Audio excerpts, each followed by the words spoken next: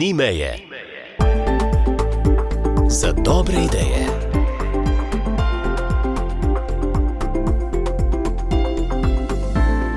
Prijazen pozdrav. Pozdravljam tudi sogovornico, gospo Ano Crgol-Kebler, prihaja iz Zavarovalnice Triglav. Gospa Ana, dober dan. Dober dan. Ko razmišljamo o dobrih idejah, je vedno dobra ideja, če osvežim, posodobim svoje znanje. Tudi na področju cestnega prometa.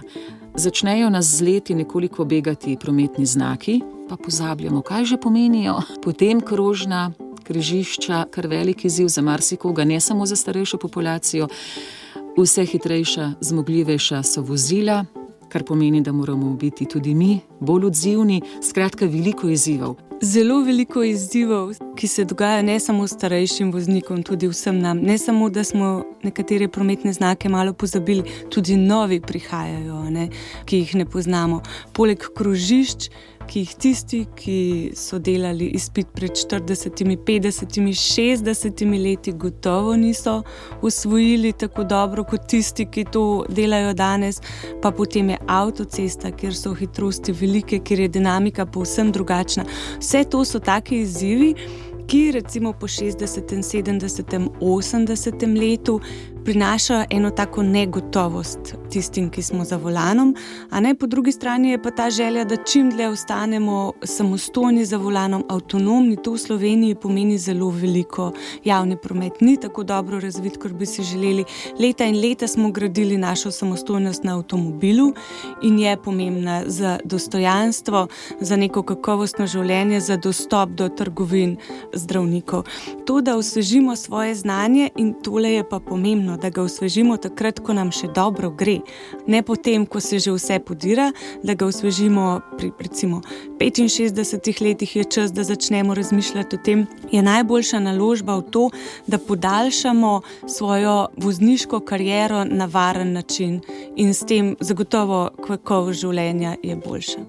Je tudi v družbi sistem takšen, da postajamo pozorni na ranljivejše, je tudi strožje pri presojanju, komu podaljšamo vozniški izpit in kje si tu lahko naredimo res neko dobro delo, da gremo po kakšno potrdilo, kjer lahko dokažemo, da smo še zmogljivi, še sposobni, še varni udeleženci. Ja, zanimivo je, tisti, ki imamo zdaj vozniški izpit, ki smo recimo srednja generacija ali pa starejša, lahko do 80. leta vozimo, potem pa se preverja spet naša sposobnost. Tisti, ki pa zdaj delajo izpit, bo pa to že pri 70 letih. To kaže na to, da postajamo pozorni in tudi celotna statistika. Prva 3 leta, potem ko opravimo vozniški izpit, smo recimo natančno 3-krat bolj tvegani, da povzročimo prometno nesrečo kot neka srednja generacija.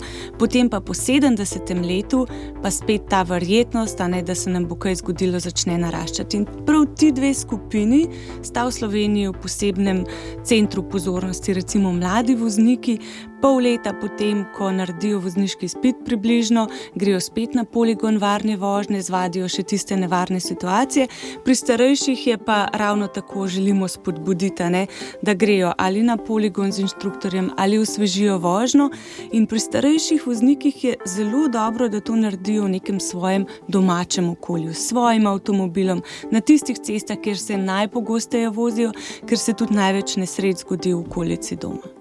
Kje pa dobimo več informacij, kakšne možnosti v tem imamo? Neke te kondicijske vožnje so bile pravzaprav ves čas na voljo že v avtošolah, ampak to, kar smo mi videli, je, da se niso prijele, starejši se jih niso posluževali. Mi smo naredili prav eno večjo raziskavo med starejšimi, zakaj ne obnavljajo svojega znanja. Razlogi so bili predvsem, prvi je, da niso vedeli, da to sploh obstaja, o tem se ni govorilo.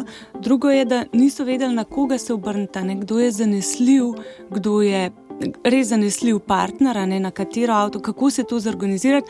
In tretjo je cena. To je za starejše pogosto težko dostopno glede na njihove finančne zmožnosti in na podlagi teh 3 temeljev, teh preprek je nastal program osvežitvene vožnje za starejše voznike, kjer smo združili moči v Zavarovalnici Triglav in AMZS-ju, kjer imajo vrhunske inštruktorje, ki so prav usposobljeni za delo s starejšimi, ker ni isto, ni isto kot z delo s 18-letniki ali pa 70-letniki, in nastal res tak program brezplačnih osvežitvenih voženj v domačem kraju s svojim avtomobilom v nekem res zaupnem okolju, kjer ne štejemo napak, ampak lahko na nek zaupen način vprašamo inštruktorja, zvadimo tisto, kar nam manjka. Jaz se spomnim prvo leto, ko smo ponudili te vožnje, nas je bilo strašansko strah, da se nihče ne bo prijavil, da starejši niso odprti, da niso dovolj pogumni za nekaj takega, ampak ostali smo brez besed.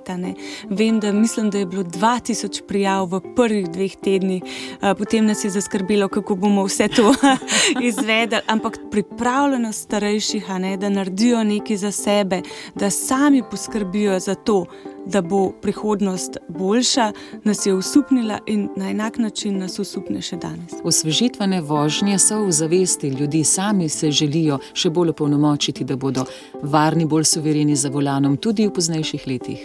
Tako pa tudi več se govori o tem. Znan slovenski nevrolog dr. Pirtevšek ves čas poudarja to pravilo 40-70. Ko smo mi stari 40 let, to so recimo zdaj moja leta, in naši starši 70 let, je čas, da se pogovorimo o vseh pomembnih vprašanjih, ki se bodo nanašajo na življenje po 70. letu. Se pravi, ko je še vse v redu. To pomeni, kako z avtomobilom, ko ne bomo več dobro vozili, kako bomo rešili to situacijo, je to javni prevoz, nas bo kdo drug vozil, je to prostofer, skratka te neke druge možnosti. In potem tudi druge situacije, kako je, kar se tiče bivanja, potem, ko ne bomo mogli več sami skrbeti zase, kako želimo, da nas pokopljajo. Vse te stvari se moramo pogovoriti takrat, ko je še vse v redu, ker ko se stvari podirajo, nismo več ne eni, ne drugi odprti za nek sproščen pogovor. Če ne prej ob 70-ih, in mislim, kako imate vi občutek, ampak jaz tudi, ko gledam, ko spremljam čist statistično objave v medijih, veliko več se govori o vožnji starejših. Včasih se je govorilo samo ob eni situaciji. Starejši voznik zapeljal v napačno smer na avtocesto, povzročil nesrečo. Izjemno negativno. Zdaj pa nekako starejši prihajajo na prvi tir kot neki opolnomočeni člani družbe, ki skrbijo za sebe, in hkrati opažamo eno stvar, ki mi je pa še posebej pri srcu, generacija Z, torej to so tisti najmlajši mladi odrasli, so izjemno empatični do starejših. In to sta 2 generaciji, ki zelo, zelo dobro sodelujeta. Ena ima veliko modrosti, druga ima veliko znanja, in to, kadar mi včasih se nam zgodi, da kakšen starejši voznik pride na vožnjo skupaj z vnukom, vnuk sedi na zadnjem sedežu, je lahko na njega ponosen, imata neko temo za izmenjavo, in zadnjič, ko mi je ena mlada gospodična napisala: "Hvala, babi, se je imela super." To so res tiste stvari, zaradi katerih potem tudi človek z veseljem hodi v službo. Ja, seveda tudi vam daje zadoščenje. Več o osvežitvenih vožnjah za starejše, kar v 6 slovenskih mestih so nam na voljo tudi brezplačno, pa na vozimse.si. Tako, tam so vse informacije, vsi, ki jih pa vabimo letos na vožnje, pa bodo v teh dneh prejeli tudi povabilo. Najlepša hvala za obisk in ta pojasnila. Pri svoje veščine vedno znova tudi bogatimo, osvežimo, skratka, da smo v korak s časom, ne glede na to, da štejemo svoje leta.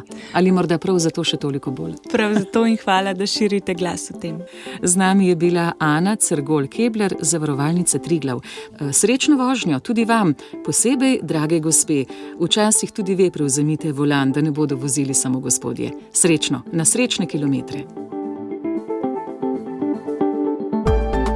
Ni meje.